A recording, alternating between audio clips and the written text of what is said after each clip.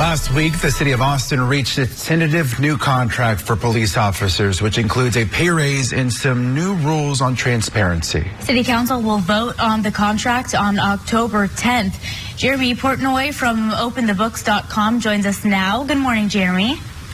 Good morning, Farah and John Carlos. How are you? We're good. Thank you for being with us. Give us a reminder of how the new contract will affect salaries at the police department.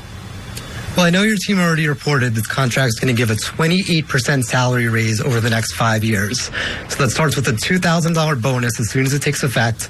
And there's going to be some bigger stipends for working the night shift, for being bilingual, a few things like that. So the police say it's going to resolve their staffing shortage. So once that happens, we're looking for their overtime payments to go down by a lot. Last year, if you look at their payroll, the police chief was actually the 24th highest paid police officer because there were just so many people making more overtime money than they were in salary. And they ended up with 300 officers out earning Governor Abbott. So that was a bit out of control. So we're looking for those payments to decrease once they hire more people. And Jeremy, can you give us a bigger view of the payroll? How much are police spending each year? Yes, if you go back to 2019, they had a lot of people on the staff, but the average salary was only $107,000. Last year, that average went up to $124,000. So that was a 16% increase over 5 years. And this contract, like we said, is going to have a 28% increase over 5 years. So their salary is going up at a quicker rate than we're used to.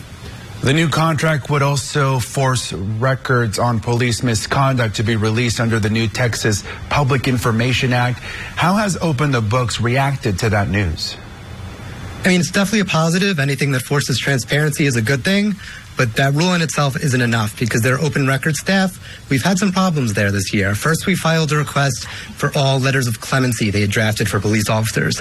They told us none of them existed, but that doesn't seem like it's true because at least one of them leaked earlier this year. So we were surprised by that response.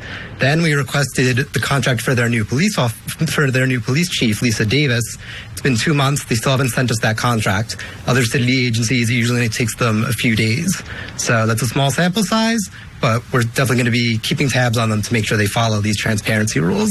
Yeah, this is certainly on the top of mind of many viewers as the City Council is set to vote on this contract next week on October 10th. Thank you for sharing all that information with us and chatting with us this morning. Thanks for having me.